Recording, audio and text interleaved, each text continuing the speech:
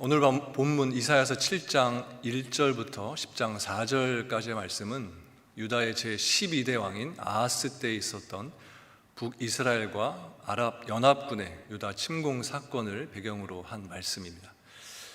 성경을 보면 북이스라엘과 아람은 철천지 원수 같은 사이였습니다. 그래서 두 나라 사이에는 항상 전쟁이 끊이지 않았던 것을 볼 수 있습니다. 즉 이스라엘과 북이스라엘과 아람은 하나가 될 수 없는 물과 기름과 같은 사이였다고 말할 수 있는 것입니다. 그렇다면 그렇게 하나로 뭉칠 수 없었던 북이스라엘과 아람이 어떻게 해서 연합을 이룰 수 있었던 것일까요? 그것은 바로 그들의 추구하는 바가, 목적하는 바가 같았기 때문이었습니다. 그들은 당시 북쪽으로부터 팽창해 오던 아수르를 견제하기 위해서 연합을 했던 것입니다. 또한 유다를 정복해서 자신들의 악한 탐심을 채우고자 하는 그런 같은 목적을 가지고 있었기 때문에 평소에는 물과 기름과 같은 하나가 될 수 없는 사이였음에도 불구하고 그들은 서슴없이 서로의 손을 잡았던 것입니다. 본문 2절 말씀입니다. 어떤 사람이 다윗 집에 알려 이르되 아람이 에브라임과 동맹하였다 하였으므로 왕의 마음과 그의 백성의 마음이 숲이 바람에 흔들림 같이 흔들렸더라. 여기서 다윗의 집이란 다윗의 왕위를 계승한 아하스를 가리키는 것입니다. 그리고 그 다음에 나오는 그들의 마음이 숲이 바람에 흔들림 같이 흔들렸다라는 것은 아하스 왕과 유다 백성들이 아람과 북이스라엘의 동맹 소식을 듣고 그렇게 두려워하면서 떨었다는 것입니다. 여지껏 북이스라엘과 아람은 서로 원수지간이었기 때문에 유다가 크게 염려할 것이 없었습니다. 그러나 두 나라가 전격적으로 동맹을 맺었기 때문에 상황이 이전과는 달라지게 된 것입니다. 그들이 이렇게 동맹을 맺은 것은 앞에서 말씀드린 대로 아수르를 견제하기 위해서였습니다. 하지만 아수르를 견제하기 위한 동맹은 그것만으로 그치지 않았습니다. 그들은 유다에게 연합 전선을 구축하자라고 제안했지만 유다가 그것을 거절하자 유다까지도 치기로 한 것입니다. 그래서 그 당시 유다의 힘으로는 북이스라엘과 아람 동맹군을 막아낼 수 없었기 때문에 유다는 본문 말씀같이 마치 숲이 바람에 흔들리는 것처럼 두려워하면서 떨게 되었던 겁니다. 이것은 인간적으로 볼 때 충분히 이해할 수 있는 일입니다. 그러나 신앙적인 측면에서 보게 되면 이것은 그들의 불신앙의 모습을 여실히 드러내는 것이다 라고 할 수 있습니다. 만약 그들에게 하나님을 신뢰하는 믿음, 신뢰하는 마음이 있었다면 북이스라엘과 아람의 동맹과 또 침공 앞에서도 그들은 결코 두려워하지 않았을 것입니다. 하지만 그들은 그 상황에서 두려워하는 모습을 보이면서 그들 스스로 자신의 불신앙의 모습을 드러냈던 것입니다. 그런데 이와 같은 그들의 믿음은 그들에게 시련이 닥치기 전까지는 겉으로 전혀 나타나지 않았던 것입니다. 그러나 그들의 실체는 북이스라엘과 아람 동맹군이 침공을 하면서 여지없이 드러나게 되었습니다. 그들의 마음속에 얼마나 커다란 불신과 또 거짓이 자리하고 있었는지가 명백하게 드러나게 되었던 것입니다. 여러분, 이처럼 시련의 바람이 불기 전까지는 누가 참된 신앙인인지 누가 거짓 신앙인인지 구분이 잘 되지 않습니다. 그러나 시련과 환난의 바람이 불게 되면 마치 퀴즈를 했을 때 알곡과 쭉정이가 구분이 되듯이 참 신앙인과 거짓 신앙인이 구분이 되는 것입니다. 그렇기 때문에 우리에게 시련이 있게 될 때에 우리는 그 시련 속에서, 그 시련 앞에서 자신의 신앙을, 자신의 믿음을 들여다보는 지혜가 필요한 것입니다. 본문 3절부터 9절까지의 말씀은 아하스 왕에게 가서 유다를 멸망시키려는 아람과 북이스라엘 동맹군의 계획이 성공을 거둘 수 없다는 것을 하나님께서 이사야에게 전하도록 지시하시는 내용입니다. 우리는 이 말씀을 통해서 한 가지 생각해 볼 것이 있습니다. 그것은 하나님께서는 왜 아람과 북이스라엘이 유다를 침공하도록 허용하시면서 동시에 그들이 그 목적을 이루지 못한다는 것을 유다에게 말씀해 주셔서 또 유다를 위로하시느냐 하는 것입니다. 이사야가 활동할 당시의 유다는 하나님을 떠나서 악의 길로 치닫고 있었습니다. 그리고 이것은 아하스 시대의 극에 달았습니다.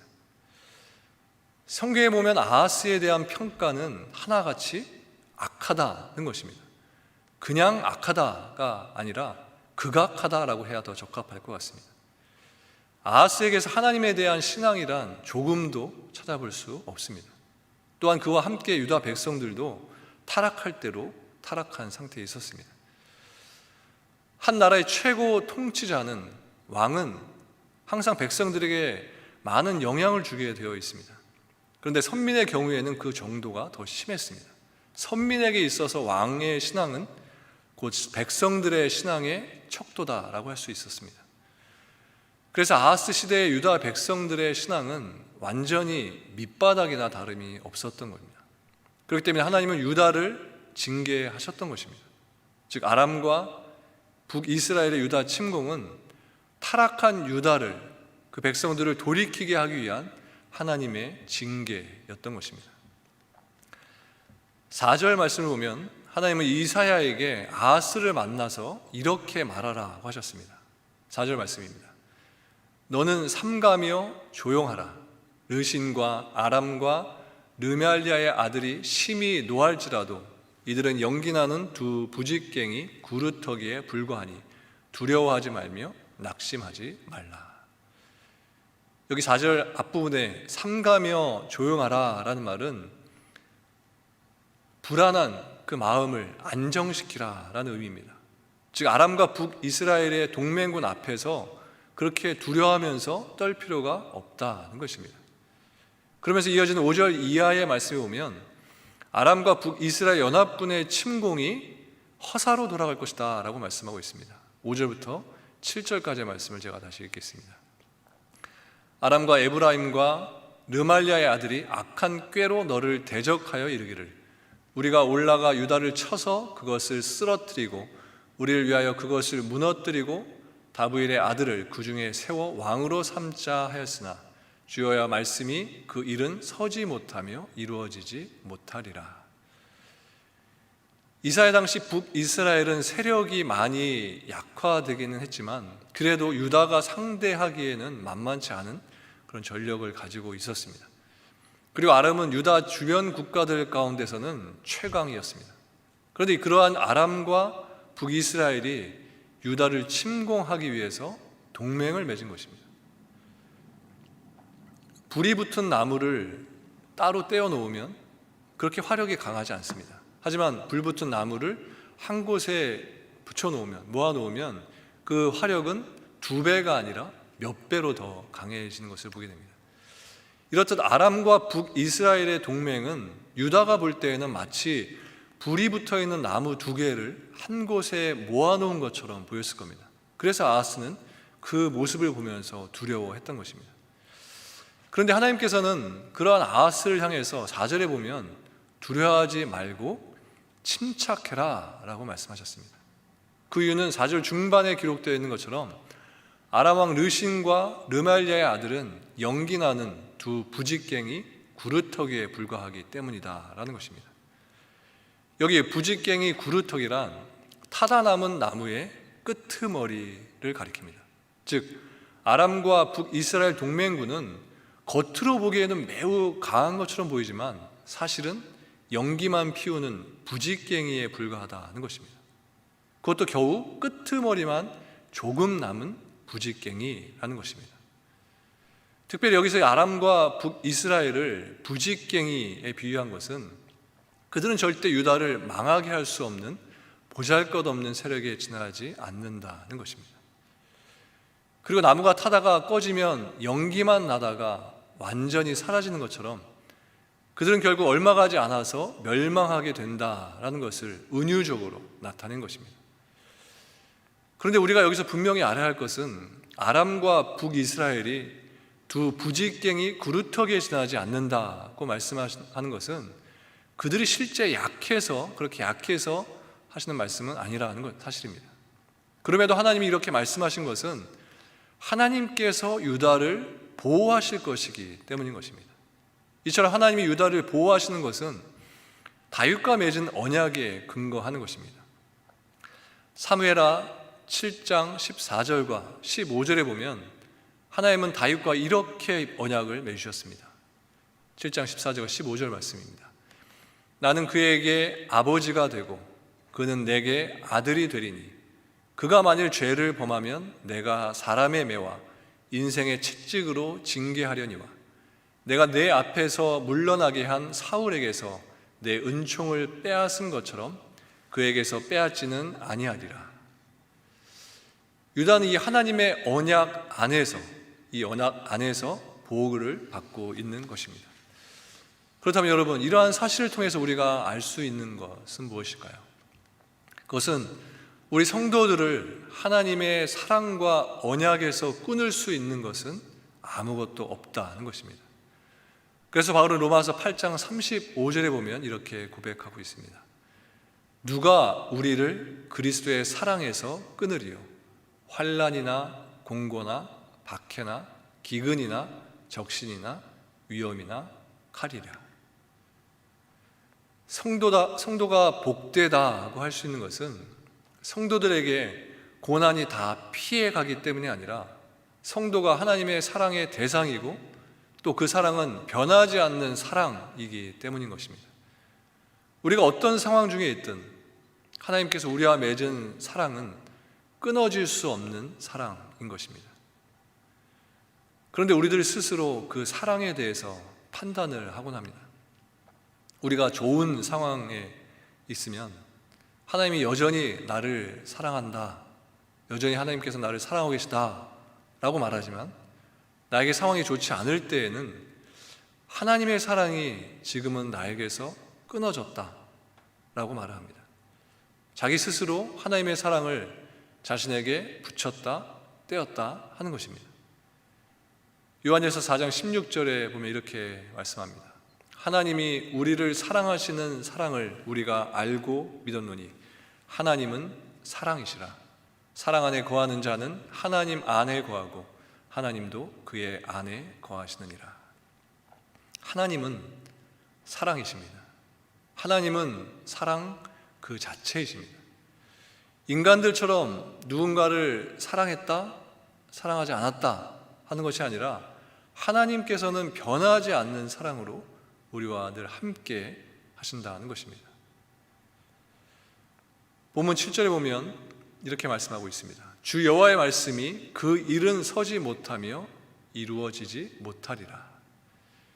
여기서 그 일이란 6절에 기록된 대로 유다를 쳐서 다윗 왕가를 무너뜨리고 다부엘의 아들 왕으로 삼으려고 했던 아람과 북이스라엘의 계획을 말하는 것입니다. 그런데 하나님은 이러한 아람과 북이스라엘의 계획에 대해서 그것은 결코 이루어지지 않을 것이다, 성사되지 않을 것이다 라고 말씀하십니다. 그 이유는 남유다를 삼키기 위한 아람과 북이스라엘 연합군의 침공이 전적으로 그들의 사악한 욕망에 근거한 것이기 때문이었습니다. 즉 그들의 계획이 성사되지 못하는 것은 그들의 시도가, 그들의 계획이 하나님의 뜻과는 전혀 무관한 것이기 때문인 것입니다. 따라서 그들은 아무것도 얻지 못하고 국력만 낭비하게 되었습니다. 그리고 거기서 끝이 아니라 아수르의 침공으로 인해서 자기들이 먼저 하나 둘씩 무너지고 파멸에 이르게 되었던 것입니다. 본문 8절과 9절 말씀입니다.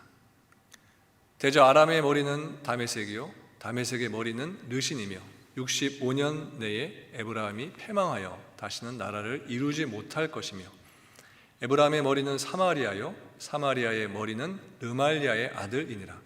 만일 너희가 굳게 믿지 아니하면 너희는 굳게 서지 못하리라 하시니라. 여기 말씀해 보면 머리라는 표현이 반복적으로 사용되는 것을 볼 수 있습니다. 이 머리라는 말은 아람과 북이스라엘을 다스리는 자들이 의뢰하는 힘 그리고 그 권세는 무능하다라는 것을 나타내는 것입니다. 이 표현에는 남유다 왕과 백성들에게 너희가 의지하는 머리가 누구이고 너희가 복종하고 섬겨야 할 대상이 누구냐라고 묻는 의미가 내포되어 있다고 할 수 있는 것입니다. 그래서 궁극적으로 이것은 하나님께서 아하스와 유다에게 하나님의 약속을 믿고 하나님만을 의지하라 라고 촉구하시는 말씀인 것입니다. 그러므로 아하스와 유다는 하나님을 믿고 하나님을 의지해야만 했습니다. 그런데 그들이 하나님을 의지하지 않는다면 그들의 안위는 보장받을 수 없는 것입니다. 그래서 하나님께서는 9절 하반절에 보면 만일 너희가 굳게 믿지 아니하면 너희는 굳게 서지 못하리라 라고 이렇게 분명하게 경고를 하신 것입니다. 그러면 아하스와 유다는 하나님의 말씀대로 하나님을 의지했을까요? 그렇지 못했습니다. 10절 이하의 말씀을 보면 하나님께서는 아하스에게 약속을 보증하시기 위해서 임마누엘의 징조를 주셨음에도 불구하고 그들은 하나님의 약속을 신뢰하지 않고 대신 눈에 보이는 존재를 의지했습니다. 그들은 아람과 북이스라엘 동맹군이 쳐들어오자 은과 금을 다 모아가지고 당시 강대국으로 부상한 아수르의 디글랏 빌레셀에게 보내면서 도움을 요청했던 것입니다. 그렇다면 하나님 대신 아수르를 의지한 유다가 도움을 받았을까요? 그렇지 못했습니다. 유다는 아수르의 도움을 받기는커녕 도리어 아수르에게 끊임없는 약탈을 당했습니다. 그리고 아람과 북이스라엘 외에 에돔과 블레셋의 침공도 받았습니다. 이렇게 그들이 생각한 것과는 정반대의 결과를 초래하게 되었던 것입니다. 인간적인 생각에 따라서 행동한 결과는 이처럼 비참한 결과를 가져오게 되는 것입니다. 만약 유다가 하나님을 믿고 의지했다면 어떻게 되었을까요? 당연히 하나님으로부터 안전을 보장받았을 것입니다. 그러나 유다는 그렇게 하지 않았기 때문에 그 이후로도 유다는 계속해서 외세에 시달리게 되었습니다. 우선은 아수르의 간섭을 본격적으로 받기 시작했고 히스기야 때에는 반아수르 정책을 편 대가로 아수르의 침공을 받아서 멸망 직전의 상황까지 이르기도 했습니다. 또한 이후에는 애굽의 간섭을 받았고 마지막으로 바벨론의 침공을 받아서 멸망하게 되었던 것입니다. 이러한 모든 과정은 오늘 본문 9절에 만일 너희가 굳게 믿지 아니하면 너희는 굳게 서지 못하리라 라는 하나님의 이 경고의 말씀이 그대로 성취된 결과인 것입니다. 여러분, 이러한 사실을 통해 알 수 있는 것이 무엇이겠습니까? 그것은 하나님의 백성은 오직 믿음을 따라 살아야 한다는 것입니다. 성도는 하나님의 약속을 믿고 의지할 때 굳건하게 설 수 있는 것입니다. 하나님의 백성에게서 믿음을 제하고 나면 아무것도 아닌 것입니다. 자신에게 주어진 상황을 극복하는 것이 아무리 힘겹다고 할지라도 우리는 하나님의 약속에 대해 절대적인 신뢰를 가져야 하는 것입니다. 그럴 때 성도는 성도다운 삶을 살게 되는 것이고 그것으로서 어떤 시련과 또 어떤 고난 속에서도 흔들리지 않게 붙들어주시는 하나님의 신실하심을 체험하게 되는 것입니다. 아하스 왕 시대의 유다 백성은 아람과 북이스라엘 연합 침공으로 인해 그들의 마음이 숲이 바람에 흔들리는 것처럼 두려움에 떨렸다고 했습니다. 그러나 이때 하나님께서는 절망에 빠진 유다 백성을 위로해 주셨습니다. 아람과 북이스라엘 연합군의 계획이 결코 이루어지지 못할 것이다 라고 말씀해 주신 것입니다. 그런데 유다 백성을 보호하시는 하나님께서 그들에게 요구하시는 것이 한 가지 있었습니다. 그것은 9절에 있는 말씀과 같이 하나님을 굳게 믿는 것이었습니다. 이것은 오늘을 사는 우리 성도들에게도 요구되는 것입니다.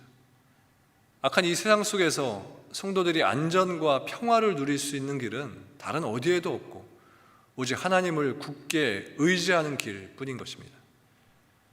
보면 10절과 11절 말씀입니다. 여호와께서 또 아하스에게 말씀하여 이르시되 너는 내 하나님 여호와께 한 징조를 구하되 깊은 데에서든지 높은 데에서든지 구하라 하시니. 이 말씀은 하나님께서 아하스에게 하나님의 약속을 신뢰할 수 있는 한 징조를 구하라고 말씀하신 내용입니다.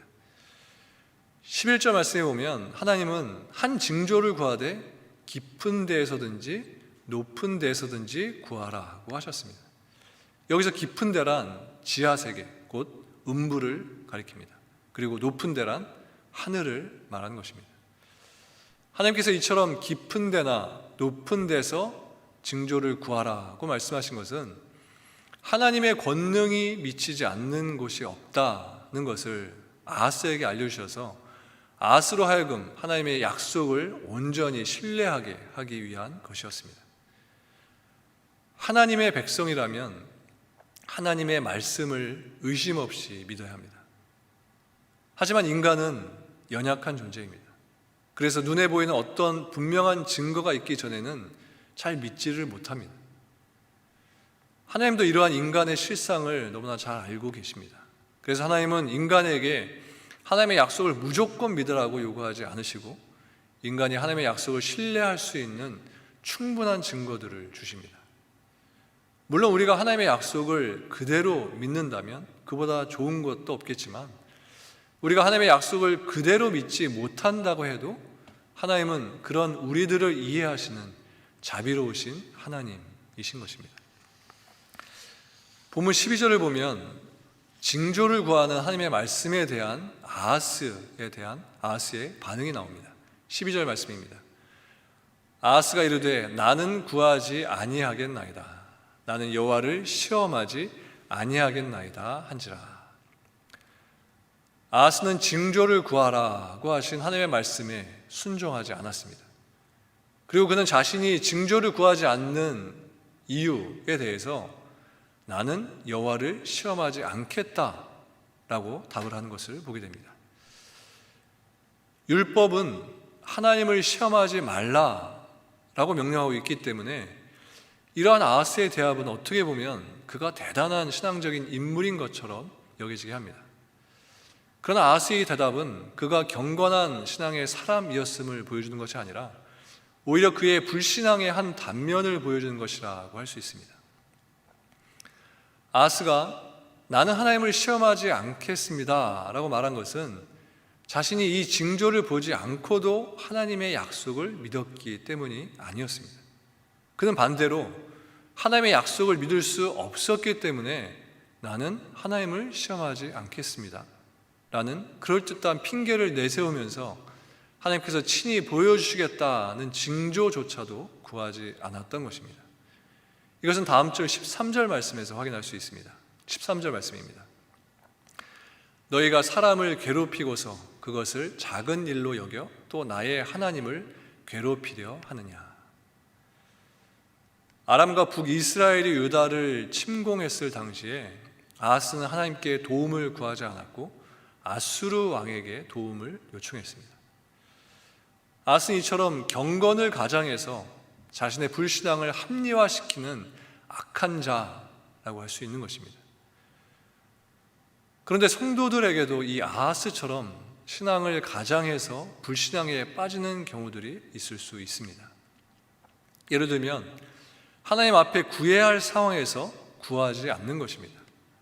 물론 구하지 않는 이유에 대해서 자신의 믿음이 부족하기 때문이라고 한다든지 아니면 여지껏 받은 은혜도 많은데 어떻게 염치 없이 또 더 구할 수 있느냐라든지 여러 가지 핑계들을 늘어놓습니다. 이 말들은 어떻게 보면 타당한 이야기로 들릴 수도 있지만 그러나 이러한 태도는 하나님이 보시기에는 합당하지 않은 것입니다.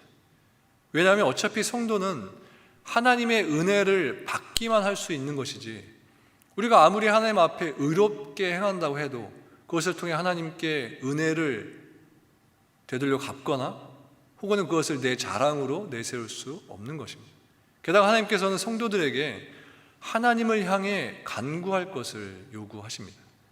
그럼 어떤 상황 속에 있든지 하나님을 향해 간구하는 것, 이것이 성도의 마땅한 자세인 것입니다.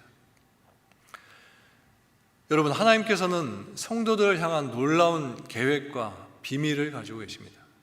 그리고 그것을 이루시기 위해서 성도들이 하나님께 간구할 것을 요구하십니다. 구해야 할 상황에서, 하나님께 구해야 할 상황에서 구하지 않는 것은 겸손이 아니라 하나님의 능력을 의심하는 불신앙인 것입니다. 그러므로 오늘 본문에 나오는 아하스의 행위를 우리들은 모두 경계해야 하는 것입니다. 성도들은 간절하게 하나님께 간구하면서 하나님의 은혜와 사랑을 받아 누릴 수 있어야 합니다. 그리고 하나님의 능력을 여러분들의 삶 속에서 증거하면서 살아야 하는 것입니다. 이것이 믿음의 삶이고 이것이 신앙의 열매를 맺는 삶인 것입니다. 본문 14절 말씀을 보겠습니다. 그러므로 주께서 친히 징조를 너희에게 주실 것이라. 보라, 처녀가 잉태하여 아들을 낳을 것이요 그의 이름을 임마누엘이라 하리라. 여기 말씀해 보면 하나님께서 아하스에게 말씀하신 징조가 나오는데 그 징조는 처녀가 잉태하여 아들을 낳는다는 것입니다. 그리고 처녀가 낳을 아이의 이름을 임마누엘이라고 하셨습니다. 임마누엘은 하나님이 우리와 함께 하신다는 의미입니다. 즉 하나님은 처녀가 아이를 낳는다는 것을 징조로서 약속해 주시면서 동시에 그 아이의 이름을 임마누엘이라고 하셔서 하나님께서 하나님의 백성들과 함께 하신다는 이 사실을 알도록 하신 것입니다. 이와 같이 하나님께서는 하나님의 백성들과 함께 해주시기를 기뻐하시는 분이십니다. 이것은 백성들과의 관계가 좋을 때만 함께 하신다는 의미가 아닙니다. 관계가 좋든 나쁘든 하나님은 백성들과 함께 하신다는 것입니다. 또 백성들이 처한 상황이 어떠하든지 그들과 함께 하신다는 것입니다. 이것은 오늘 본문 말씀이 주어진 상황을 볼 때 더욱 분명하게 확인할 수 있게 됩니다. 오늘 본문은 유다가 극도로 타락해서 하나님의 심판을 받기 직전에 주어진 것입니다. 하나님은 분명 하나님의 말씀을 떠나서 타락했던 유다를 징계하기로 하셨습니다. 그러므로 징계를 당하는 유다의 입장에서 보면 하나님이 그들과 함께 하시지 않는다 이렇게 생각하기가 쉽습니다. 더욱이 그들이 처하게 될 상황은 하나님께서 그들과 함께 하신다는 생각을 도저히 가질 수 없게 하는 것이었습니다. 그런데 그들에게 주신 하나님의 말씀은 그것이 아니라는 것입니다. 어떠한 상황에서도 하나님은 하나님의 백성들과 함께 하신다는 것입니다. 백성들을 징계하실 때에도 또 그들이 고통을 당하는 그 현장 속에서도 하나님은 그들과 함께 하신다는 것입니다. 여러분, 하나님은 항상 하나님의 백성들과 함께 하십니다. 기쁠 때는 물론이고 고난의 순간에도 하나님은 우리와 함께 하고 계십니다. 우리는 고난의 순간에는 하나님이 나와 함께 하시지 않는다라고 생각하기가 쉽지만 절대 그렇지 않은 것입니다. 진정한 부모는 자기 자녀를 혼낼지언정 자녀를 버리지는 않습니다. 자기 자녀가 아무리 못나도 늘 그와 함께 합니다. 또한 자녀가 고통을 당하게 되면 같이 고통스러워하면서 할 수만 있다면 그 고통을 부모가 짊어지려고 하는 것입니다. 하나님은 우리의 아버지이십니다. 하나님은 우리에게 독생자 예수 그리스도까지 내어주실 정도로 우리들을 사랑하시는 분이십니다. 그러므로 성도들은 징계를 받을 때나 고통을 당하는 순간에도 하나님께서 나와 함께 하신다, 하나님께서 나와 함께 하고 계신다라는 이 사실을 늘 기억해야 하는 것입니다. 여러분, 하나님은 언약에 신실하신 분이십니다. 비록 우리가 종종 하나님의 말씀에 불순종하고 때로 하나님을 잊고 살기도 하지만 하나님께서는 결코 우리들을 잊거나 우리들을 포기하시지 않으십니다. 하나님에 대한 성도의 마음은 변할지 모르지만 성도를 향한 하나님의 마음은 하나님께서 우리를 향하신 그 사랑은 결코 변하지 않는 것입니다. 오늘 본문 2절에 보면 마음이 숲이 바람에 흔들림 같이 흔들렸다고 했습니다. 그들이 이렇게 불안해했던 것은 예상하지 못한 상황이 벌어졌기 때문인 것입니다. 지금 우리들도 전혀 예상하지 못했던 코로나로 인해서 우리의 마음 또한, 우리의 삶 또한 흔들리고 불안한 중에 있습니다. 온 세상이 코로나로 인해서 숲이 바람에 흔들리는 것 같이 큰 요동을 치고 있습니다. 그런 우리들에게 오늘 본문을 통해서 하나님께서 이렇게 말씀해 주십니다. 너희는 삼가라, 조용하라, 두려워하지 말고 낙심하지 말라. 불안해하지 말고 진정하라 하는 것입니다. 두려워하지 말고 겁내지 말고 안심하라는 것입니다. 왜요? 우리가 불안해하는 요소는 모두 부직갱이 구루터기에 불과한 것이기 때문이라는 것입니다. 우리는 언제나 백신이 나올까 불안해하고 있지만 이 코로나는 연기 나는 나무 조각과 같다는 것입니다. 그래서 우리는 코로나가 활활 타오르는 나무와 같이 보인다고 할지라도 그것으로 두려워하는 것이 아니라 이 상황 속에서도 역사하고 계시는 하나님, 그분을 바라보면서 믿음 위에 굳게 서 있어야 하는 것입니다. 우리는 매 순간 인생의 갈림길에 서 있습니다. 그리고 그곳에서 우리는 불신하면서 불안과 두려움의 길로 나아갈 수도 있고, 아니면 우리가 아무리 어려운 상황 중에 있을지라도 그 순간에도 하나님이 나와 함께하고 있다는 것을 믿으면서 주님과 동행하는 길로 나아갈 수도 있습니다. 여러분은 지금까지 어느 길로 걸어오셨습니까? 그리고 또 앞으로 여러분들은 어느 길로 걸어가시겠습니까?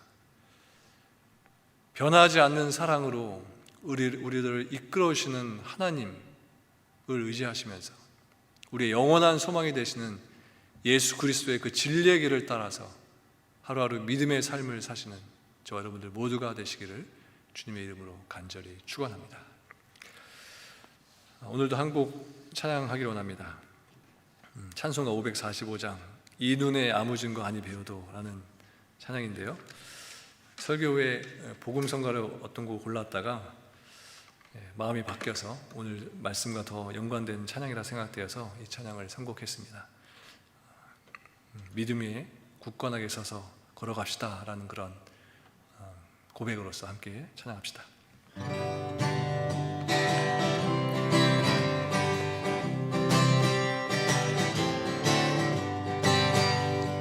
이 눈에 아무 증거 아니 배어도 믿음만을 가지고서 늘 걸으며 이 귀에 아무 소리 아니 들려도 하나님의 약속 위에 서리라. 걸어가세 믿음 위에 서서 나가세 의심 버리고 걸어가세 믿음 위에 서서 눈과 귀에 아무 증거 없어도 이 눈에 보기에는 어떠하든지 이미 얻은 증거대로 늘 믿으며 이 맘에 의심 없이 살아갈 때에 우리 소원 주 안에서 이루리.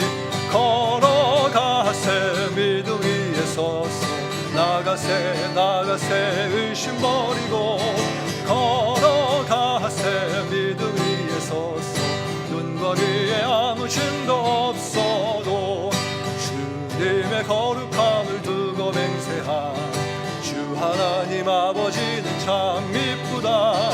그 귀한 모든 약속 믿는 자에게 능치 못할 무슨 일이 있을까. 걸어가세 믿음 위에 서서 나가세 의심 버리고 걸어가세 믿음 위에 서서 눈과 귀에 아무 걸어가세 믿음 위에 서서 나가세 의심 버리고 걸어가세 믿음 위에 서서 눈과 귀에 아무 증거 없어도. 축도하신 후에 함께 촌장교육 시간 갖도록 하겠습니다. 기도하겠습니다. 지금 우리 주 예수 그리스도의 은혜와 하나님 아버지의 크신 사랑과 성령의 감동 감화 위로하심이 하나님의 약속을 붙들고 믿음 위에 굳건히 서서 살아가기로 다짐하는 모든 성도들 가운데 지금부터 영원토록 함께 하시기를 간절히 축원하옵나이다. 아멘.